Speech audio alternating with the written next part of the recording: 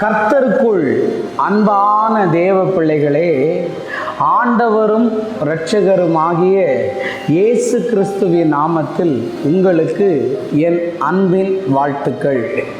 இந்த நல்ல நாளிலேயும் 2 தீமோத்தேயு 1வது அதிகாரம் அதனுடைய 7வது வசனத்தை வாசிக்கிறேன். தேவன் நமக்கு பயமுள்ள ஆவியை கொடாமல் பலமும் அன்பும் தெளிந்த புத்தியும் உள்ள ஆவியை கொடுத்திருக்கிறார் என்று எழுதியிருக்கிறது. இன்னைக்கு மெசேஜோடைய தலைப்பு என்ன தெரியுமா? தேவன் நமக்கு கொடுத்தவைகள் எவைகள் தெரியுமா? தேவன் நமக்கு முதல்ல தந்தது பயமுள்ள ஆவியை தராம தைரியத்தின் ஆவியை தந்திருக்கிறார். ஒருவேளை இந்த மெசேஜை கேட்டுக்கிட்டு இருக்கிற நீங்க எந்த காரியத்திலேயாவது பயந்து கொண்டிருந்தால், எந்த காரியத்திலேயாவது புலம்பிக் கொண்டிருந்தால், ஆண்டவர் உங்களை பார்த்து சொல்றாரு, தேவன் நமக்கு பயமுள்ள ஆவியை தராமல் தைரியத்தின் ஆவியை தந்திருக்கிறதுனால, 2வது சொல்றாரு பலமுள்ள ஆவியை தந்திருக்கிறாரா. பலவீனம் உள்ள ஆவி கிடையாது, பயமுறுத்துகிற ஆவி கிடையாது, கனவுல வந்து பயமுறுத்துகிற ஆவி கிடையாது, சொப்பனத்துல வந்து பயமுறுத்துகிற ஆவி கிடையாது. தேவன் நமக்கு பலமுள்ள ஆவியை தந்திருக்கிறார். ஷபரபலாகா.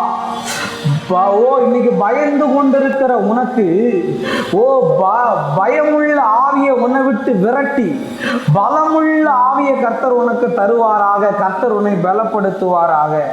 2வது அன்பை தந்திருக்கிறார் அவர். தேவன் நமக்கு கொடுத்ததுல 1 பலம், 2வது அன்பு. அன்பை தந்திருக்கிறாரா.